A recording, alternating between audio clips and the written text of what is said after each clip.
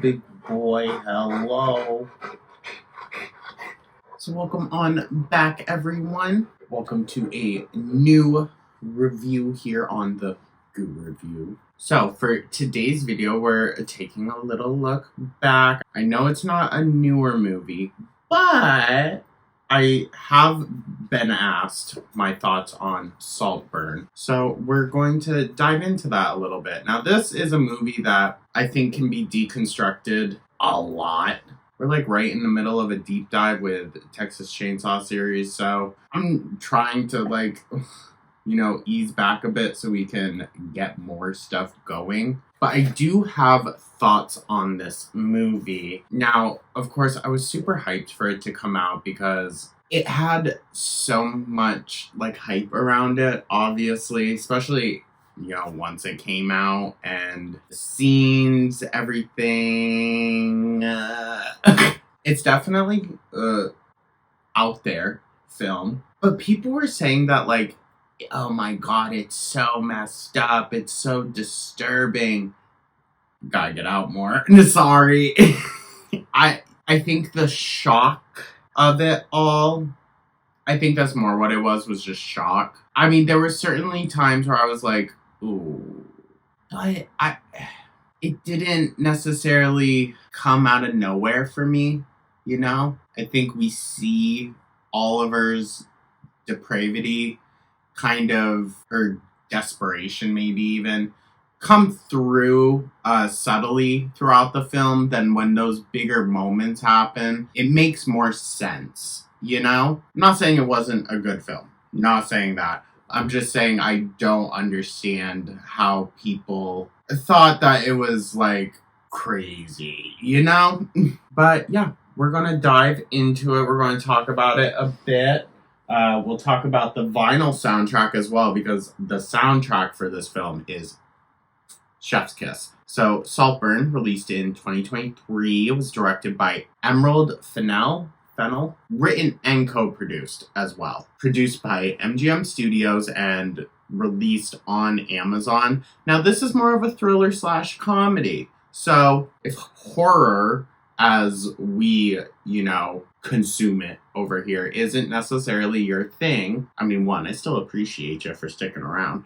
But this one is not scary, but there is some graphic scenes. So, fair warning. Also, don't watch this with children at all. Don't. A lot of nudity, really just kind of at the end. And just the stuff that happens in it. No, not family friendly. So, troubled by his classmates' unfortunate living situation, wealthy Oxford student Felix invites Oliver to stay at his estate, but a series of horrifying events soon engulf his eccentric family. Also, something that I think we should mention, when this movie came out, I saw a lot of dialogue about how it was kind of Eat the Rich, anti-capitalist. I do not get that vibe at all. I'm just going to be honest. Oliver does not want to help others. He just wants to help himself. He just wants to assimilate himself to a wealthier class level. And that's got nothing to do with Eat the Rich, that whole rhetoric and everything.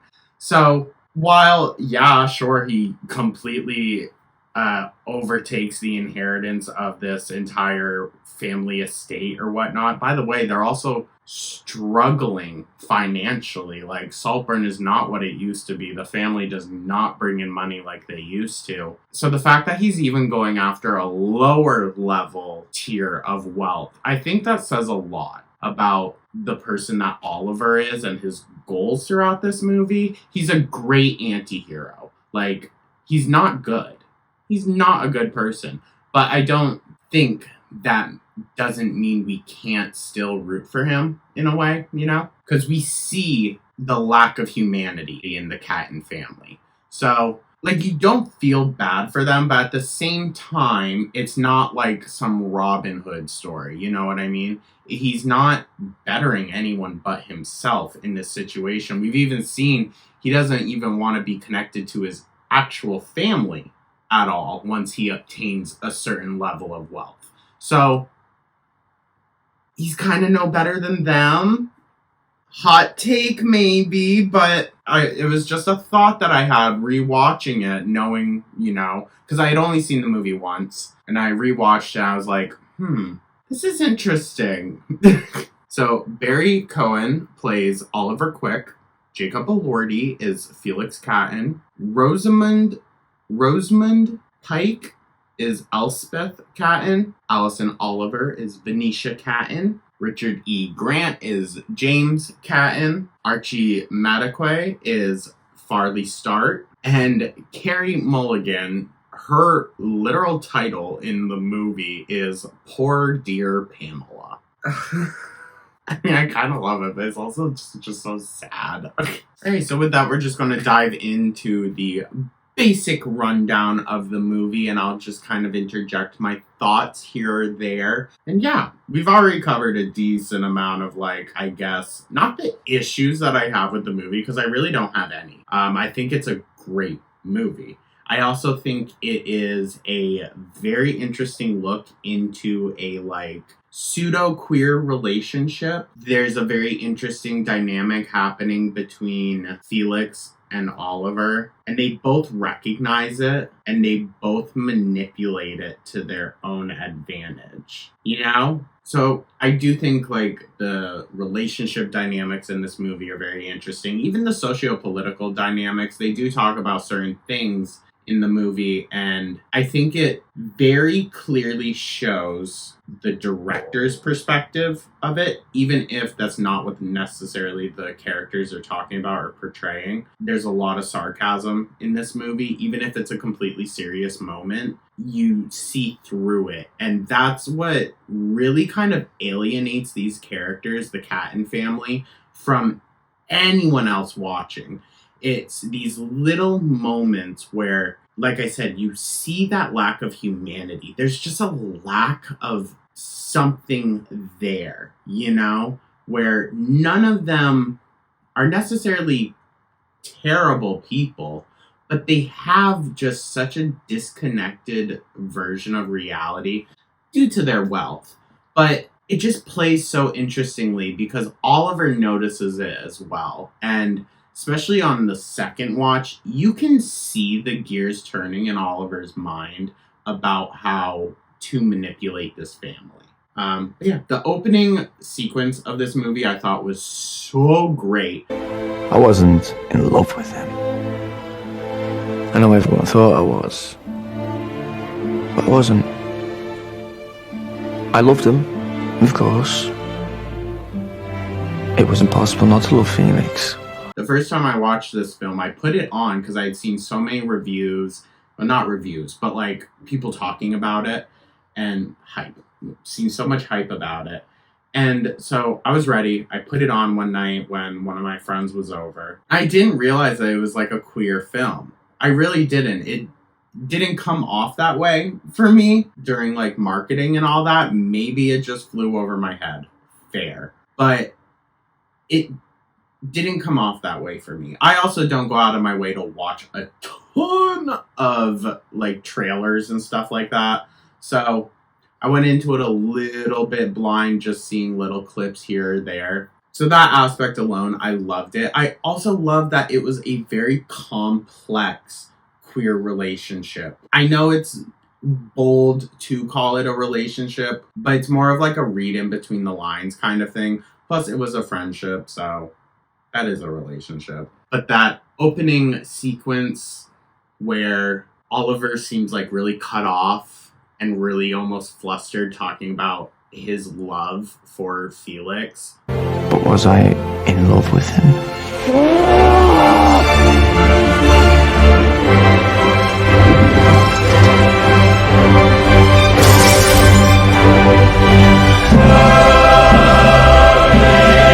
Very relatable, and at the same time, you can just tell that that question alone really ticked Oliver, and he's speaking from a different place than where he starts the film, the actual start of the story. He had already acquired everything, so that's where that cockiness and almost came from.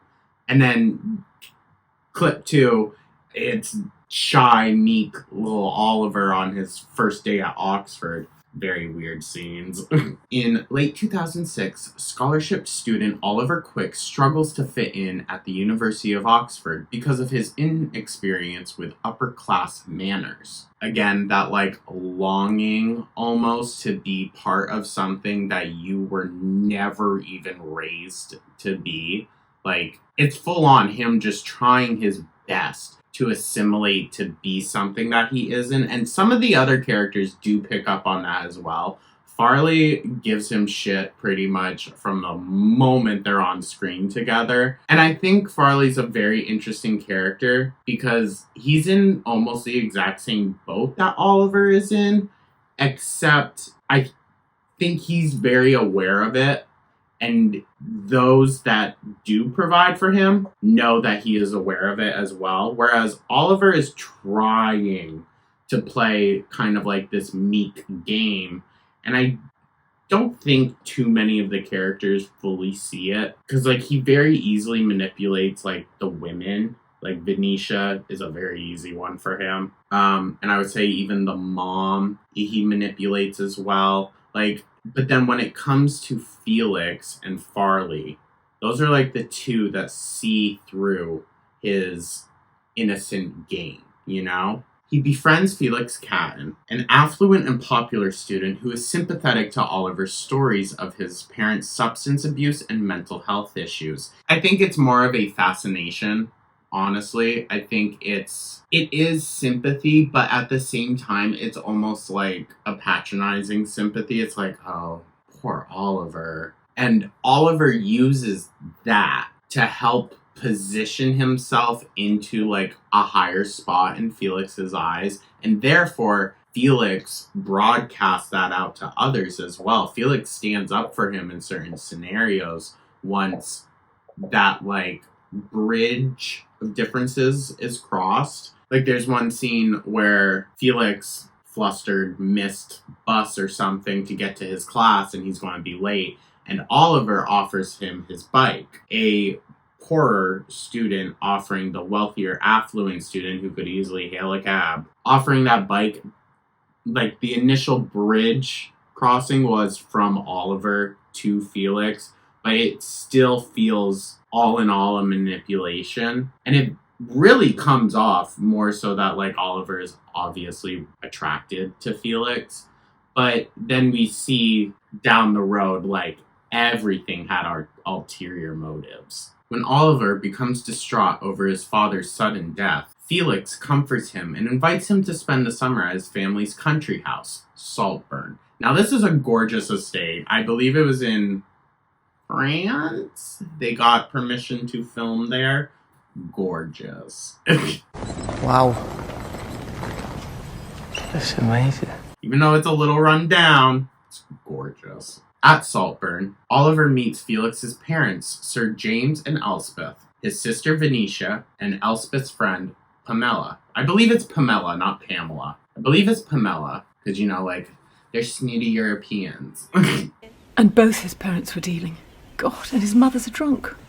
I mean, babies can be really affected, traumatized. Oh, they come out drunk. And he reunites with Felix's American cousin, Farley. Okay, so they're cousins. With whom Oliver has had a tense relationship as Oxford classmates. And that is shown too. It seems like they're almost, I don't know what the specific term is, like a dialogue partner. It's Farley and Oliver. They review each other's work or writing with a professor. And Farley, there's a moment in more so in the beginning where they get into a bit of a discussion about how Oliver is annoyed that Farley is picking at the specific word usage that Oliver decides to use, and the amount of times, the frequency that he uses a specific word, thus, I believe. And that really pisses off Oliver. Like, you can tell he's holding it together for the professionalism of it all, but it pisses him off. It annoys him that he's going after a small, insignificant thing instead of looking at the bigger picture. And I think that's very similar to how Oliver thinks in general, he very much looks at the bigger picture of things rather than breaking apart the actual structure of them. Which is very similar to how he wants to assimilate himself into this upper class position instead of, trying to deconstruct it. But he is going to deconstruct the family aspect. Spoiler alert. Oliver quickly wins over Felix's family, and his obsession with Felix grows. One night, after watching Felix self-pleasure in a bathtub, he lustfully drinks the Eamon-laced bathwater.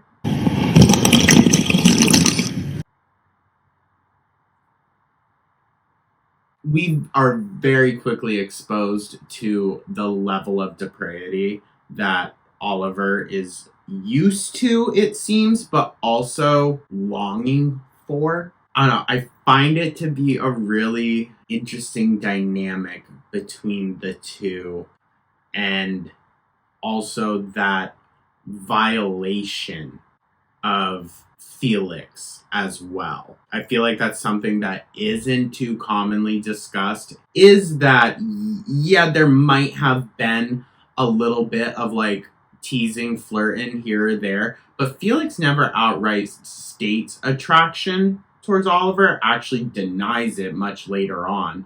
And so it feels, it is creepy. It is unconsensual. It is a violation of Felix himself.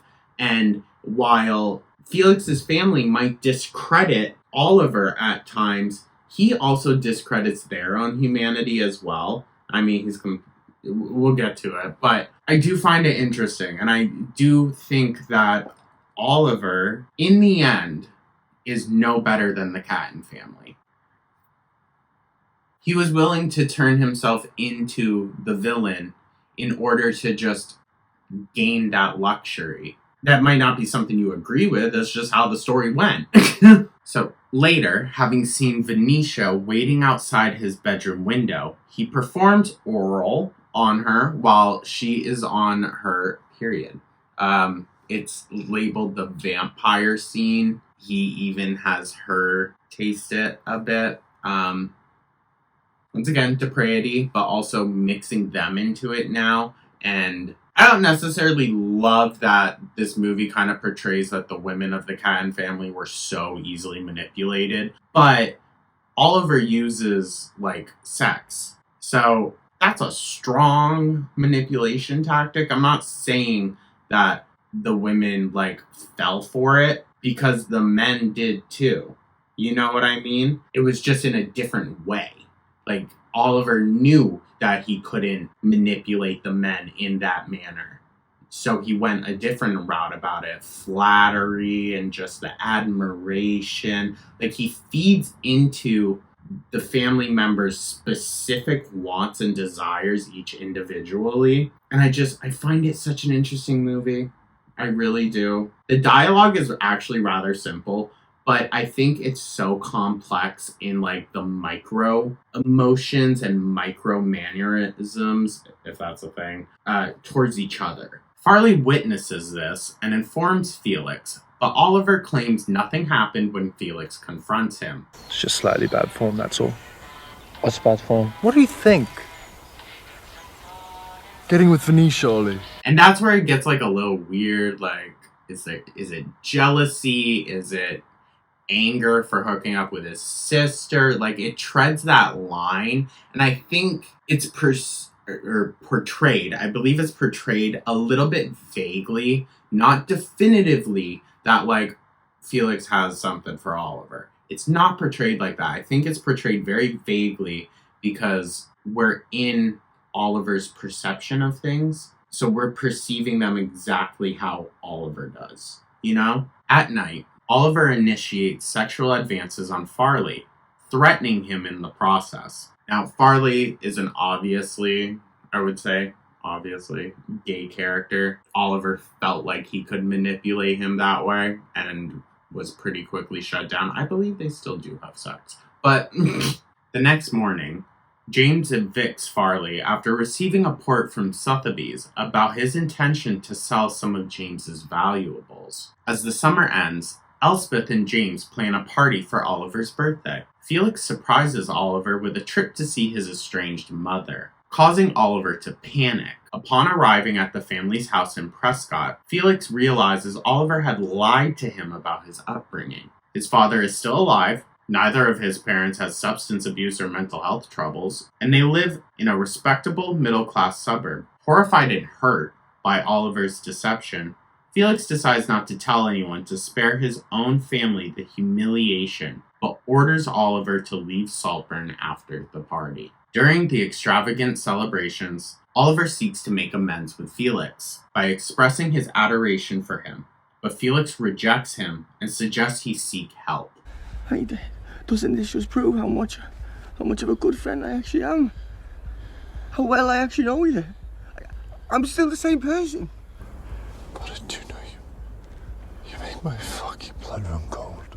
The next morning, Felix is found dead in Saltburn's hedge maze. This scene also, again, very much shows the family's disconnect to even each other. The younger generations are more distraught over Felix's death. It's very kind of artistically and symbolically represented how hard Felix's death hits some of the family members. And then the parents are just so far removed from it all. Oliver implies Felix's death was connected to Farley supplying drugs during the party, and James withdraws financial support from Farley and bans him from ever returning. Oliver mourns Felix and visits his grave alone, where he lies naked on the grave soil and self-pleasures on it. It's more like he was laying directly face down in the dirt, crying and thrusting. Again, a very interesting scene. After Felix's funeral, Elspeth insists Oliver extend his stay at Saltburn. Venetia, increasingly distraught and disturbed, accuses Oliver of destroying her family. He attempts to seduce her, but she eventually rebuffs him. The next day, Venetia is found dead, having slit her wrists in the bathtub. Despondent over Oliver's continuing presence at Saltburn and Elspeth's closeness to him, James bribes him to leave, which Oliver accepts. In 2022, Oliver reads about James's death in a newspaper. He subsequently has what seems to be a chance encounter with Elspeth at a cafe. She is delighted to see him again, insisting he return with her to Saltburn. After spending several months with Oliver, Elspeth becomes terminally ill. On her deathbed, Oliver confides to Elspeth that he is responsible for all of the tragic and horrifying events at Saltburn. He orchestrated his initial meeting with Felix at Oxford. Did y'all see that moth? Oh my god. I had the patio door open last night and there's a screen on the, patio, but they still managed to get in every now and then. He orchestrated his initial meeting with Felix at Oxford and poisoned Felix's drink in the maze, resulting in his death. He also placed razor blades beside Venetia while she was bathing, encouraging her suicide. He even planned his encounter with Elspeth at the cafe, after which she bequeathed all her assets, including Saltburn, to him. He then removes her life support, killing her. And by removes her life support, he full-on rips her breathing tube out of her throat. That is the most disturbing part of this movie to me, is just when it's so like almost Shakespearean. He just, it's terrible. It's very graphic in that part. Having now assumed ownership of Saltburn and the Catton family fortune, Oliver happily dances naked around the mansion. Now, the ending is a pretty joyous and kind of happy ending for Oliver. The music of it is really great for the moment. It's like that he owns it now. It's all to himself. He can dance around naked in his house if he wants. It's a very complex, and I say that in the manner of like, again, he's not good. He's actually quite a bad person, but so was the Cattons? You know? Does it equal? Does it even itself out? I don't know. But yeah, that's Saltburn. Yeah, like I said, I know it sounds shocking. It is. It is inherently very shocking. But I don't think it... Listen, I've seen, like, Cannibal Holocaust. Like, there's some depravity that I don't think Saltburn even came close to. People were making it sound like, 120 days of, or Serbian film, like, level crazy shit. Which, by the way, I just want to put this disclaimer. I have not watched a Serbian film, and I will never watch a Serbian film. I do not think it's art. I find it absolutely pointless, just based on concept alone. And granted, I am one that says you should not judge a book by its cover. That is a book, though, that I refuse to open. So, just putting that out there. I do get asked about it every now and then. And I'm just being honest. I have no desire to watch that. I wanted to watch Cannibal Holocaust more than I want to watch that movie. That says something. Okay, so this is the Saltburn vinyl. Now, this is from Blood Records. I believe they're in the UK. And they do very limited special pressings of albums or soundtracks in this case. And this one, I saw it, I immediately had to have it. Now, this is the sleeve that it all comes in. You have Oliver. You have Oliver in the back, and then Felix on the very front, back, whatever. But I don't keep the vinyl in there. I have it in a more protected sleeve. What else? Comes with a little art book. We're all about to lose our minds. And it's just like imagery from the film. I'm not sure if it's all from the film. Some might be like privately shot,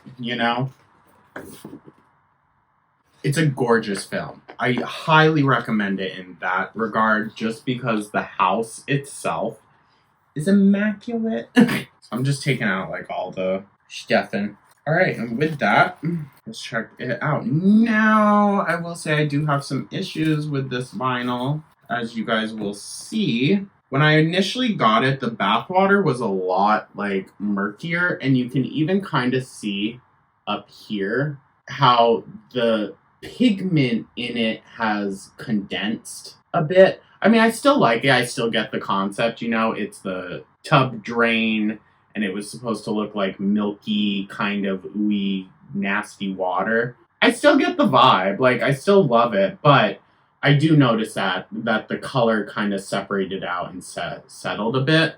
I do have other vinyls from this company, and they haven't done that. So it might have just been a pigment thing. I don't know. But this is it. And yes, it's very, very thick. Okay? This is 2 vinyls pressed together on top of one another.